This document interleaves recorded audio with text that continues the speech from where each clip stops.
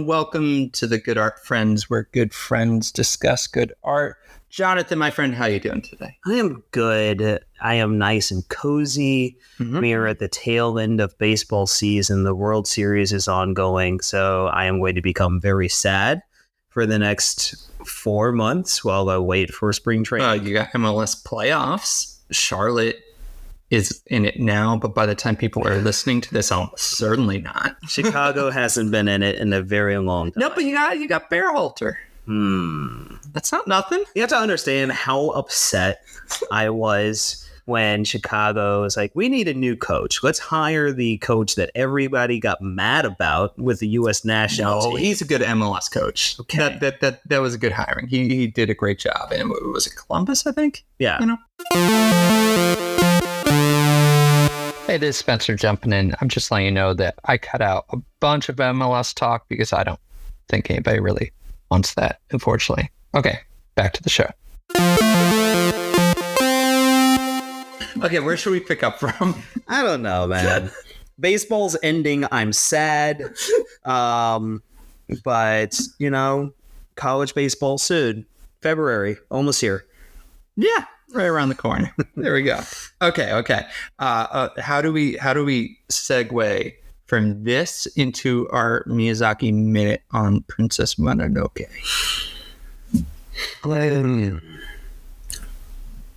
I don't know. There's a lot of arrows in Princess Mononoke, and usually whenever somebody gets a strikeout, they'd say that the umpire shoots an arrow. Yeah, there you go. It's also you got this World Series, Dodgers, Yankees. Is this like? Well, it seemed at least ahead of time like this battle of the two immovable objects, and that's what you kind of. I don't know if that's actually the case. Yankees are down 2-0 here in Game 3. Yeah. But that's kind of the idea with this story too, with the Iron Town versus the forest, and both strong and powerful, and yet slightly devious. So maybe that. Yeah, and it's interesting also just to see that the relationship between the two. No, yeah. I'm thinking of Nausicaa. It's been a long time since I've seen Princess Mononoke. Yeah, kind of similar themes, but tell me about your experience watching Princess Mononoke. Yeah, so let me say. So yeah, we don't do spoilers for this. So let me think about how to kind of frame this. It was interesting in relation to the other Miyazaki movies you've had me watch so far, in that this one was in many ways a little bit more a plot. It's an action movie. It's a war movie. Yeah. In a way that, especially like Boy and the Heron or Howl's Moving Castle, that can get a little bit more opaque. This one, there was a kind of plot that you can follow. No, it still had that, a sense of philosophy and beautiful art and zaniness and some of those kind of things there. But it was a little bit unique in that sense, and thematically, less grannies in this one compared to a lot of other Miyazaki. It was more so you could just see there was a bunch of like kind of sassy ladies. So you can see how they would become grannies in a few decades. But that theme though of like the natural world versus the human-made world, and us destroying nature so we can build weapons and all of that. That was definitely a kind of through line throughout. Tangentially related to our last episode, the boars especially the blind boar, is kind of Magneto. Was he right or wrong? Yeah, and that's the thing is that even it's not as simple.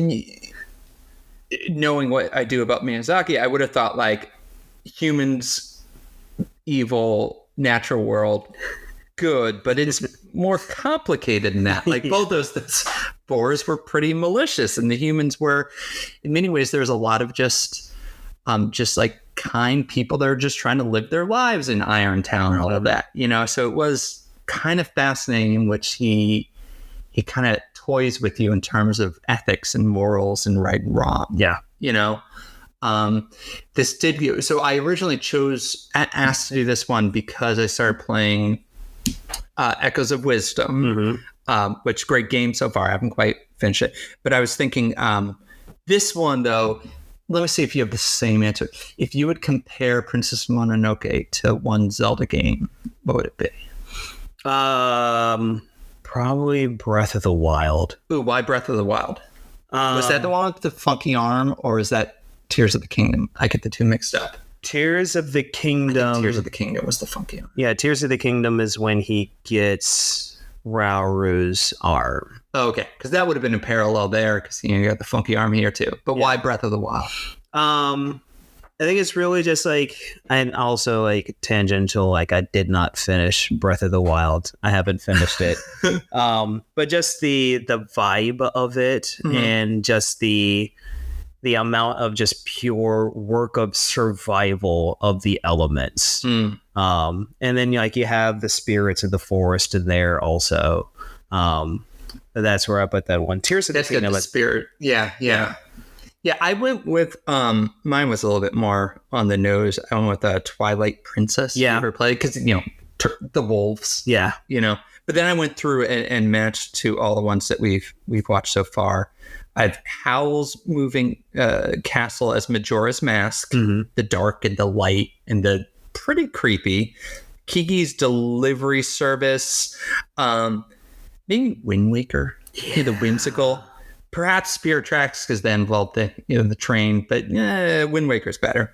My Neighbor Totoro, I have kind of Echoes of Wisdom. Yep. Just, frivolous and silly, but also kind of like poetic and, all that. Ponyo, I guess Ponyo would be then, wait, what was the one where you have a boat? Was that Spirit Tracks?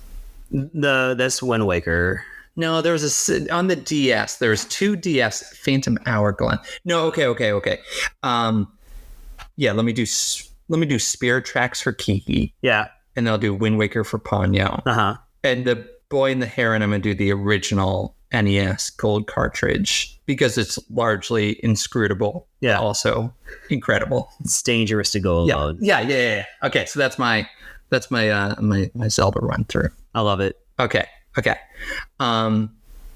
yeah, that's the Miyazaki minute.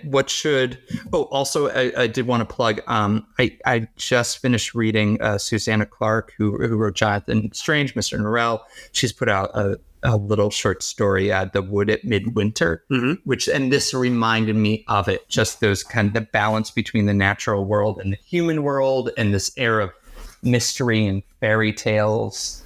So yeah, if you liked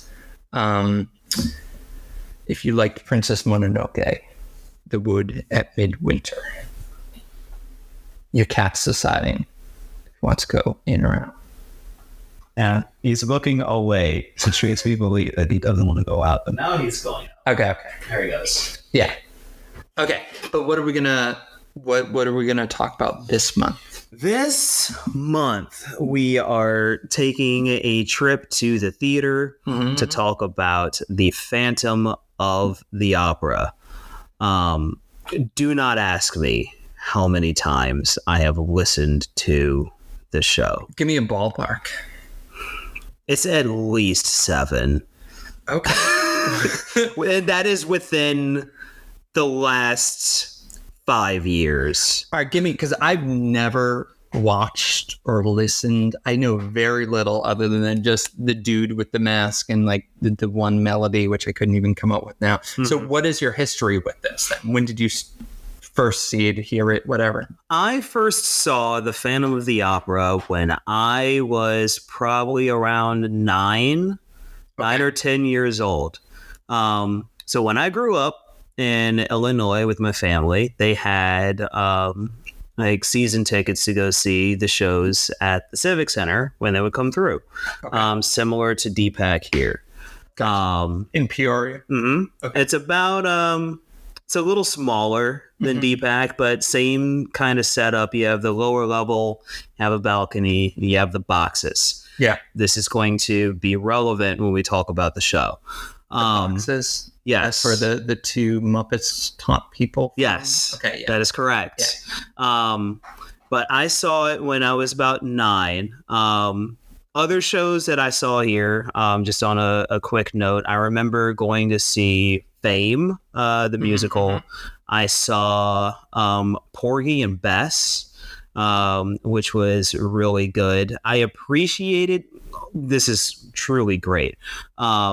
There were captions above the stage when I went to go see Porgy and Bess, because everything is sung. It's a true opera. Phantom of the Opera is not an opera. He is the Phantom of the Opera, which is the building itself. Phantom of the Opera is a play that has music in it. It is a musical. It is not an opera. Porgy and Bess is an opera. So having captions above the stage so I could understand what was being said, great. Really appreciated that. In my old age, I always have the closed captions on, so I do think I need that in my theater going experience as well. Yeah. All right. So before I go any farther, what do you know about the Phantom of the Opera? There was at least two things that people know about the show. There is the guy with the mask, and there was also one major thing that happens in the show. Oh, a chandelier falls? Yes. Yeah, like on the stage? Yes. Yeah. So this is a thing that I became like intensely obsessed with, right? Every production does the chandelier differently. Cool. There's usually like a similar way that most shows do it. But I remember being there at my tender age watching the Phantom of the Opera. It's formative. And I understand that this chandelier that is hanging directly above my head is not going to fall on me. I can tell because the way it is falling, it is heading to the stage. Yeah. But it is a memory that I've held with me for a very long time. Cool. That's neat. Yeah, like Tolkien talks about, it's not suspension of disbelief, it's secondary belief. It's belief within this world. And you're in a theater, so it's probably easy to get like sucked into it, Yes. That's cool. Okay, so you have this formative, you're 9, 10. I mean, it's a creepy story, right? Yes. Did it scar you a little? Was it too? No? I thought it was really cool. I really enjoyed it. Did you have a goth face? No. I had my emo phase now, I guess. Can we draw a through line from age 9 Jonathan, Phantom of the Opera, through the, My Chemical Romance kind of stuff? Probably to my sophomore year of college when I finally listened to My Chem, as I talked about. Yeah, probably. There's a line in there, probably. But this brings me to one of my favorite things about Phantom of the Opera, right? It is a show that you attend, and you, by attending the show, are part of the show. Okay. Because when you go in, essentially the show is set within the opera itself. Okay. Because the chandelier is above you, as it would be. You're in there, the setting. And you're watching everything happen. And then every production sets it up they have the angels that are above the stage and all of that. But it's you're in the building as it's happening. I like that. Yeah. That's neat. That's a nice touch. Makes me. Did you ever watch the Unbreakable Kimmy Schmidt? Mm-hmm. Do you remember the episode with cats? Where they say that essentially they just make it up as they go, and every cast member is someone that just decides screw it, I'm storming the stage in a cat costume. Yes. Yeah. So it's like that. I see. Okay. So when you were a kid, you saw it. Mm-hmm.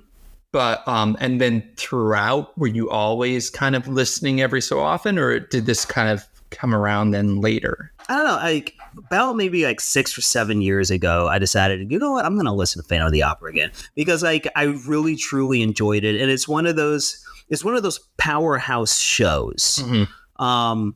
And what's so funny to me, as I always listen to it because I enjoy it, there's really only 3 true if you were to ask a person that worked in show business or a choir student or something, if they would pick out a song from Phantom, there's major moments and there's really big, powerful arias that are delivered by Christine, or there might be something that's delivered by the Phantom. Those are huge moments. There's like 4 or 5 of them.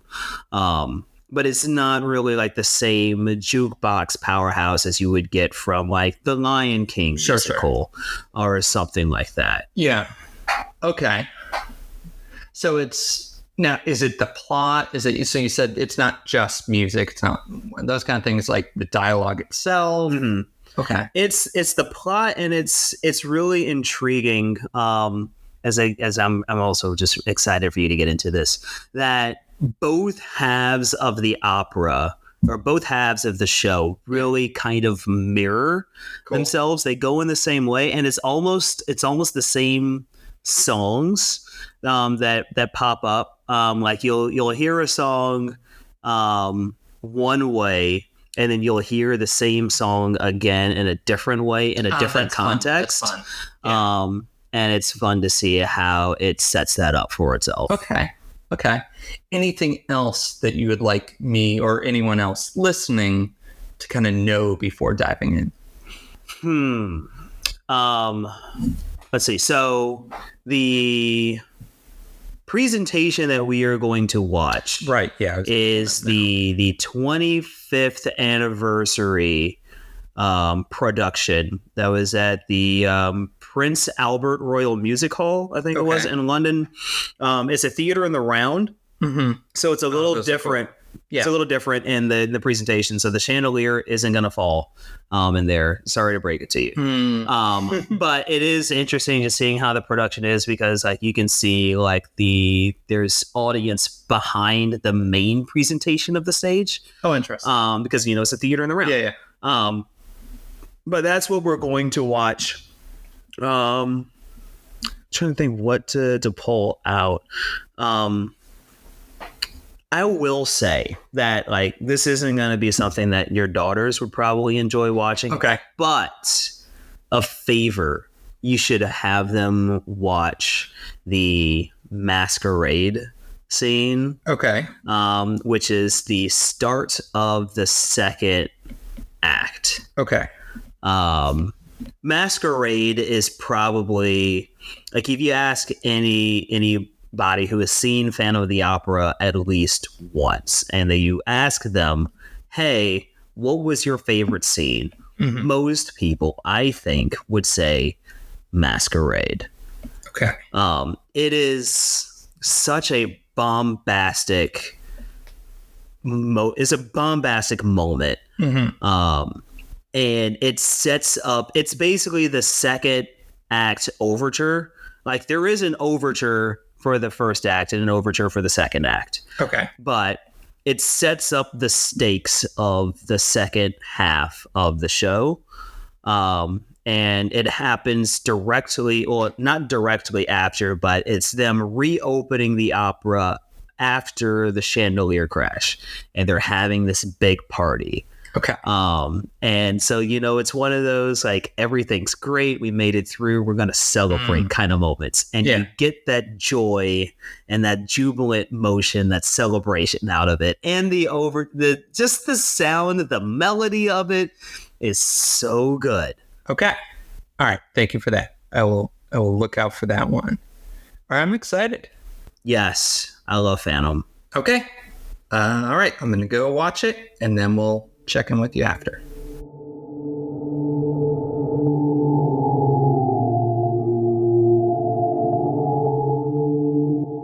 And that is the story of literature's most dangerous incel. Nice. That's. Do you want to start there? Start with the Phantom? That's because I love the musical. Yes. I thought it was incredible and moving.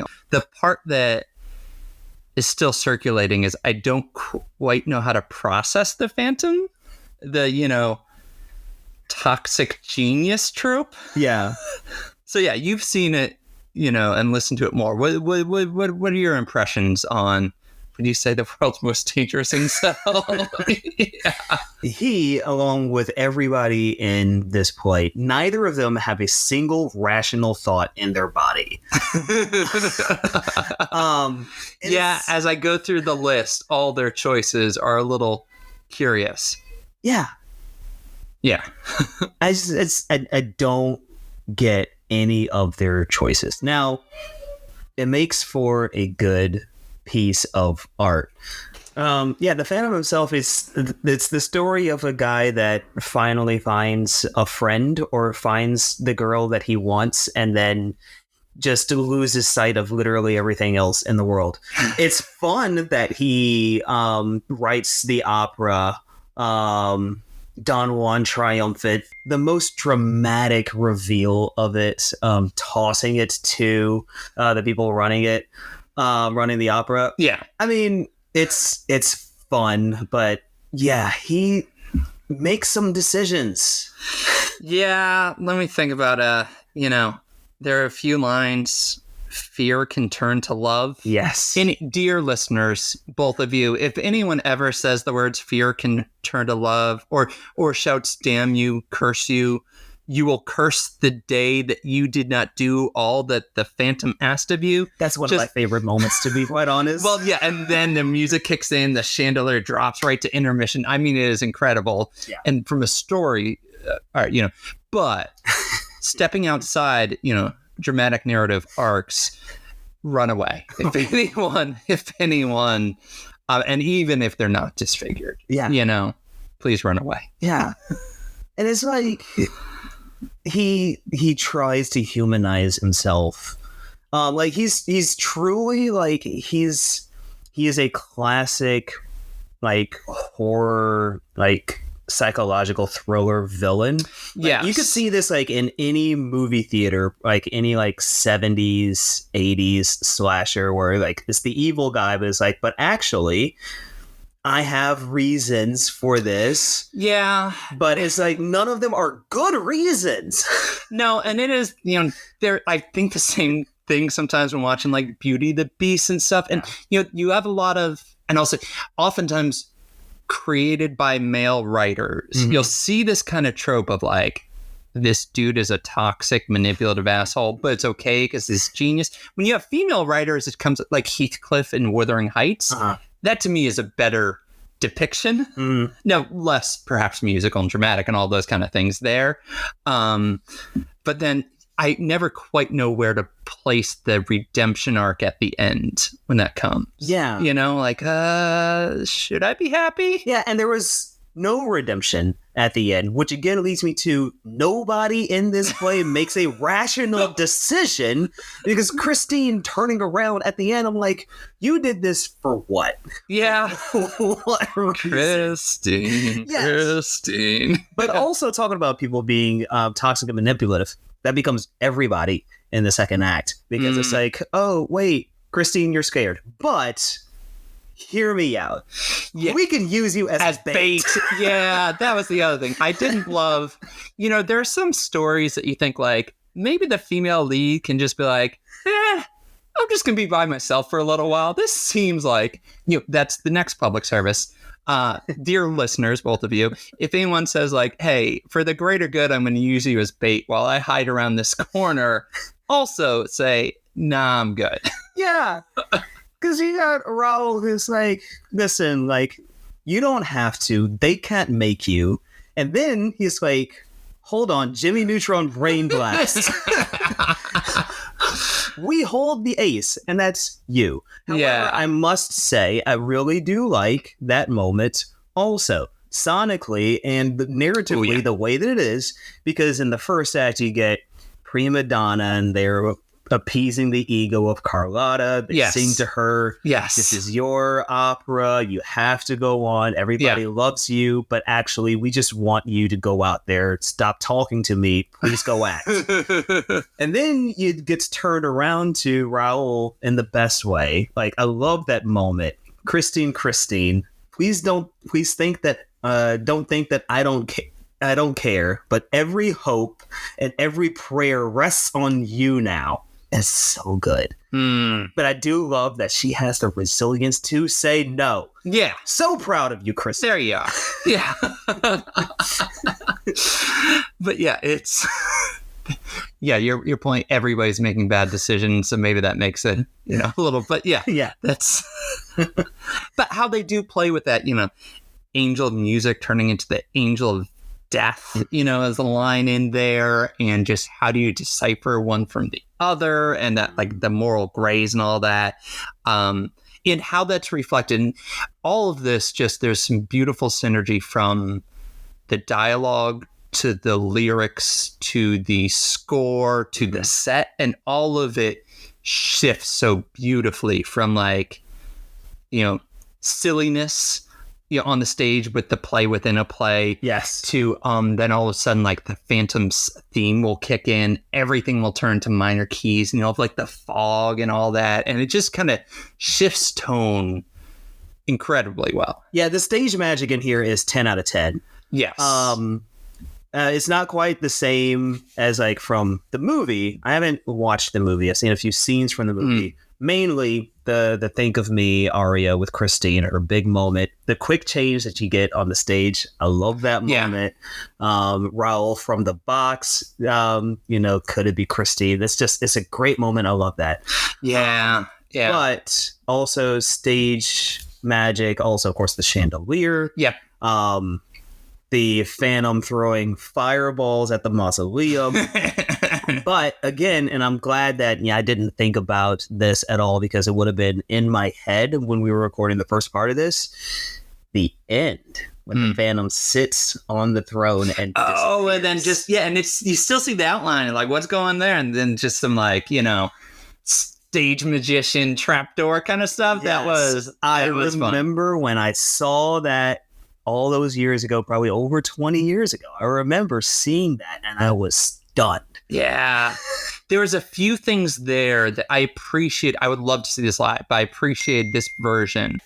Just seeing the close-up there. Mm-hmm. I don't know if I'd be able to see that through the cheap seats that I'd be able to afford. Right. And also there's a point where the Phantom is playing the keys on the piano for one of the songs. Yes. And that also was great in this. Now, remind me, we might have talked about this in the first half, which someone listening was a few minutes ago, but for us it was a few weeks ago. Have you seen this live at theater? Yes. I saw this at the Peoria Civic Center. You did mention that. Yes. And yeah, it's just like being in there watching the chandelier fall above my head, because we were sitting like in the middle of the house, like directly underneath the chandelier. Cool. And then also just the moments of leading into the Angel of Music, the first time that the Phantom is starting to get introduced, and you hear him sing Christine, is just ethereal. It is coming from somewhere in the theater. You don't know where. Yeah, and that, because it has this, I would love to see it live, because it seems like it has this immersive nature where you are in the theater. When they shout, close the doors, they're presumably closing the doors. Yes. You see the people in the boxes and all those kind of things there, yes. which I think must make it that like Tolkien talks about, not suspension of disbelief, but secondary belief. Mm-hmm. This other world that you're inhabiting when you walk in there. And it seems, I love that meta quality here. It came through on video. Mm-hmm. I'd love to see it live. Yeah, it's by the way, it's touring again starting next year. So be on the lookout for that. Yes, I will. I hope. Okay. I hope. They haven't announced the tour dates yet, but if it is, 100% there. Okay. Bring I want Phantom and I want the Illinois. Yes. Yeah. I need your opinion on the music, because I know you were not expecting as many synthesizers and electric guitars as yes. Yeah, and it just, and now that you say that, I feel like that should have pulled me out of that secondary belief, but it didn't. Yeah, and going back, I feel like there's this thread through the last few things that you chose, mm-hmm. things that you love, between My Chemical Romance, yes, and what's his name from Howl's Moving Castle, The Phantom. they're all at the very least cousins, for sure. if not the same character as an archetype. Yeah, they're archetypally the same. And the synthesizers and guitars kicking in fits perfectly through all of those. Yeah. So there's so many great moments in here, like the Think of Me aria, which is great. Yeah. The second act, when I was watching it, I always forget how quickly the second act seems to go. But the masquerade moment. Yeah, that was fun. And to be honest, was it Raul is wearing the same outfit as the lead singer from My Chemical Romance, as I think about that. But yeah, that was fun. And just those flips of these people thinking and this is some kind of like Camus-esque, thinking they're in charge of their lives and they're not going to let these external forces make their decisions for them. And they're dancing around. There's incredible costumes and the music is fun and jaunty and all those. And then the Phantom is just having none of it. Yes. It's those quick turns. And Weber is just genius at this in that like the Phantom's theme, like at certain times it's really subtle and it's this foreboding things, but then other times it's this bombastic, the synthesizer kicks in, and I love how he plays with that. Yeah. And like, it's so funny because like the masquerade moment is something that I feel like everybody has had in their lives, is like the last good moment before the bad moment happens. Like for me being at the Canes game and Martin Natchez scoring the game winner with 30 seconds to go on election night. Or last one, Cubs win the World Series like the day before election. Yeah. We got to stop good things happening to you, Jonathan. That's my takeaway here. You got to take one for the team. I will live in pain forever. But no, it's just like, because I love the moment in there, in Elysian peace to a prosperous year, to the new chandelier. But also in that moment in there, I love watching the production. So again, we watched the 25th anniversary production of Phantom at the Royal Albert Music Hall. Theater in the Round, I did appreciate that they opened the screen curtain after the Think of Me aria, so that those who were sitting behind, she could applaud and get the applaudis from them. Because it's the one moment that you can see the patrons that are behind the pit. That's a good point. Yeah. But where was I? So I love that you can get a close up on Raul's face, because like he's got the outfit and then like the little shoulder cape. Yeah, almost looks like a child in clothes that are too big for him. And he just has his arms to his side and his shoulders slump. And Christine's like, a secret engagement. And Raul's like, why? But also, I don't know if you noticed in the background while they're having that exchange, Madame Jury is inching closer in the background listening, because like she knows everything that goes on. Interesting. Yeah, she's a fascinating character, because she has this sympathy. She knows the backstory of the the misused Carney and all those kind of things. But also she's an enabler too. Yes. And maybe it turns from it just being a Howl-esque diva, just like, okay, pay the Phantom, whatever, just keep some seats open. And then, once he starts trying to Stockholm Syndrome someone, that's when she crossed the conscience. I feel like she was trying to like appease the Phantom and just like keep him happy in some sort of way, but just like be the middle person between, like, listen, as long as you do this, everything will be okay. But then like she kept secrets until like Raul was like, you literally have to tell us.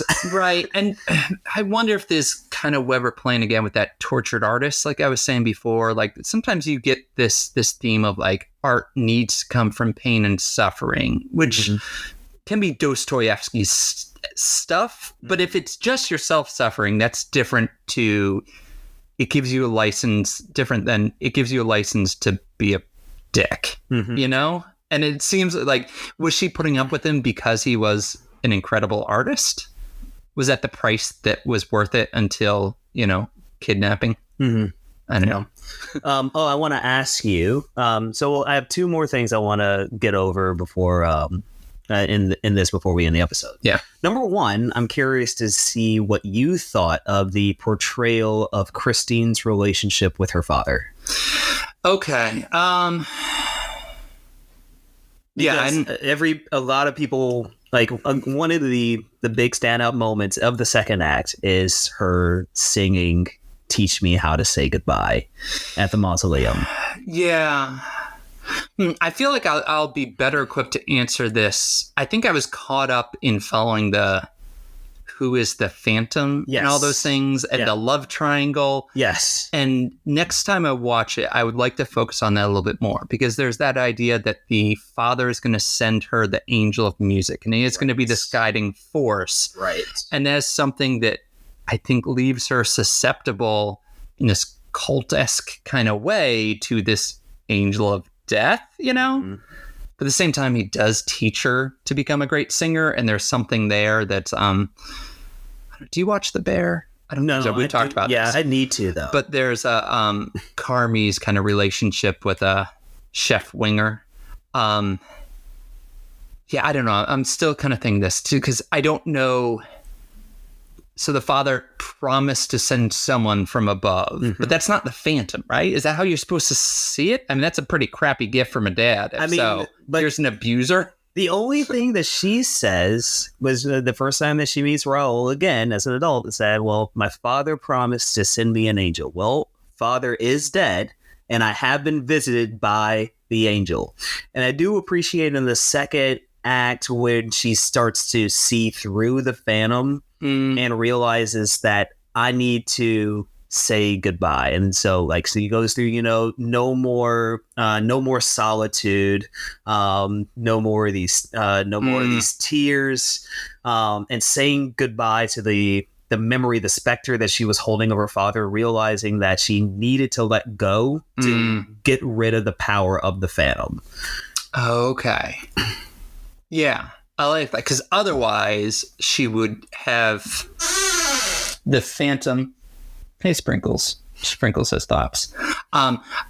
Otherwise, she wouldn't have been able to let go. She wouldn't have been able to resist, to say no, all those kind of things. Even though she does, to save her, all those kind of things there. Oh, that's interesting. Yeah. Yeah, I like that. And then I do appreciate just the whole final 20 minutes of the show. And you get the point of no return, because it really does feel like this is it. Buckle your seatbelts, get ready for the end. Yeah, someone's going to die. It seems like someone's going to die there. Somebody died twice. Well, okay. Major character. The dude in the rafters. Yes. Magical lasso. Learn your lessons. Yeah, that it does culminate. And again, that synthesis of the characters, the plot, the music, all of it kind of crescendos to that, and then dissipates as the body does disappear, which is kind of cool. Yeah. What do you think of? I'm intrigued by the frame story now, having gone through and then be like, oh, that dude at the beginning was old Raoul after Christine had died. Yes. And him just, and as I think about it, it's hard to read his expression, right? Which probably makes sense. Like, he's not like, oh yes, this was a wonderful time. But at the same time, without these experiences, he doesn't have that relationship with Christine, Yeah, I want to see it again to try to read his body language and the notes. I assume it's minor key and all those kind of pieces. Do you like the frame story, them starting in the future? I know you love the illumination line. Dude, Chekhov's chandelier. The chandelier raising is like one of the greatest things that's ever happened in theater. But it's fun for me to hear you talk about this, because I'm familiar with the story. So it's like, I wouldn't even think about the fact that people wouldn't recognize that that's Raoul, who you're going to meet in another 20 minutes, who is at this auction bidding on this this figurine that he probably didn't see when he was in the lair of the Phantom. Yeah, that's true. And then he just knew about it by my dead wife had an abuser that loved this weird, creepy monkey thing. Yes. So let's pony up. Yeah. Yeah. favorite moments of levity in both acts, the notes from the Phantom. The notes from the Phantom were wonderful. And just the two theater owners were a great kind of like, what are the two? Hamlet, Rosencrantz, and Guildenstern, kind of, just silly buffoons. And also the two, I love a good play within a play. Mm-hmm. And then you have that on a few levels. You have it with the Phantom's overly dramatic but beautiful music, but you also have it with like the silly opera singers, mm-hmm. And just over the top. So yeah, the theater owners, and then the two, was it Carlotta and I forget the guys, and Pianchi. Yeah. Just all of that just gives you the contrast, so that when the melodrama from the Phantom kicks in, you appreciate it. Yeah. Listener, I want you to recognize, because you can listen to this album on Spotify whenever. And I don't know if you noticed, but in the second act, when they go through the notes and the Phantom is talking about, talking about the issues that he has with the orchestra, that that whenever he says that every third note is flat, there is a discordant note that plays in that moment. So it's just like even the music is being misplayed as he's talking about the things that he doesn't like. It's really fun. I love listening for that exact moment every time I listen. Yeah, that, and I like how they slowly fade in the Phantom's voice when they're reading the notes. Also, like they signs it. Was it G-O-O-G? Because he's no opera ghost. Yeah. But then in the second act, he's your obedient servant and angel to drive home the point that this is me. Do what I want you to do. Again, I don't care if this person is Steve Jobsians with their talent. That does not excuse misbehavior. No. Yeah. No. But yeah, I mean, just what a wonderful play. Like, you can clearly see why it's why it's the longest running Broadway musical of all time. Yeah. So do you just put on the music at times just to listen to the music? I listened to the soundtrack probably fully through, maybe like 4 times within the last couple of years. It's just like, I just want to listen to Phantom, and I will just put it on at my desk and go to work. Okay, so it's not like one particular song that you're pulling out like you would for, any random album. It is like you want to relive the story, so you put it on and kind of just... Yeah, I listened to the entire thing, mainly because like from... The recording is it's like Hamilton. It's the entire show, so you can't just like pull out one single. Oh, as the dialogue too. Yeah, as the dialogue. Okay. Also, yeah, nice. So you can just sit and just listen to the entire thing, which is fun. Yeah, that's good. Good thing. I feel like I should have seen this before, so thank you for introducing it to me. Yeah, I'm glad that you enjoyed it. I did. All right, any other lingering thoughts you want to say about Phantom of the Opera? Gosh, I love Masquerade. I wish that I could see that scene again for the first time. That was fun. Especially coming out of, because that's directly out of the intermission. That is the start of the second act. Yeah, it really is a roller coaster when you think of it, because it goes then directly, you'll curse the day that you did not do all that the Phantom asked of you. Music kicks in, chandelier drops, intermission, comes back with the frivolous Masquerade, but then that goes to pieces as well. Yeah, I also want to point out, because you watched this and you didn't see a production where the chandelier crashes onto the stage. Yeah. For me, when I saw it, it was Christine frozen in terror on the stage, and Raoul comes from the side and saves her. Oh, interesting. Before it crashes. So it's like every production does it differently. So like if it comes to Deepak, I'll be very curious to see how they rig the chandelier. Yeah. Yeah, I got to think about that.